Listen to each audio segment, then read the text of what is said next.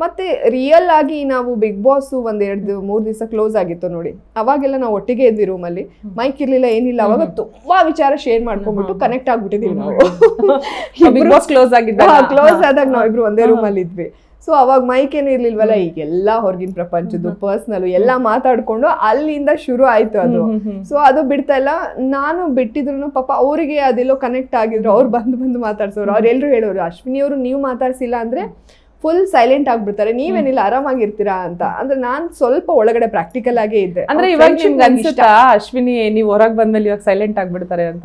ಗೊತ್ತಿಲ್ಲ, ಆದ್ರೂ ಆಗ್ಬೋದು. ಬಹುಶಃ ಅವ್ರು ಅರ್ಥ ಮಾಡ್ಕೊಂಡು ಆಟ, ನಾನು ಅದನ್ನೇ ಹೇಳಿದ್ದೆ, ತುಂಬಾ ಡಲ್ ಆಗಕ್ ಹೋಗ್ಬೇಡಿ, ಆಟ ಆಡಿ ಅಂತ ನಾನೆಲ್ಲ ಹೇಳಿ ಬಂದಿನಿ. ಗೊತ್ತಿಲ್ಲ ಅಲ್ಲಿ ಪರಿಸ್ಥಿತಿ ಮನಸ್ಥಿತಿಗಳು ಹೆಂಗಿರುತ್ತೆ ಹೇಳಕ್ಕಾಗಲ್ಲ. ಈ ಕ್ಷಣ ಇದ್ದಿದ್ದು ಇನ್ನೊಂದ್ ಕ್ಷಣಕ್ಕೆ ಬೇಜಾರಾಗುತ್ತೆ. ಮತ್ತೆ ಅಶ್ವಿನಿ ಅವ್ರು ಹೆಂಗೆ ಅಂದ್ರೆ ಅವ್ರಿಗೆ ನಾಟಕ ಮಾಡಕ್ಕೆಲ್ಲ ಬರಲ್ಲ, ಬೇಜಾರಂದ್ರೆ ಬೇಜಾರೇ, ಹೋಗ್ತಾರೆ. ಅವ್ರು ಯಾರೋ ಅವ್ರಿಗೆ ರೆಸ್ಪೆಕ್ಟ್ ಮಾಡ್ಲಿಲ್ಲ ಅಂದ್ರೆ ಆ ಜಾಗಕ್ಕೆ ಅವ್ರು ಹೋಗಲ್ಲ.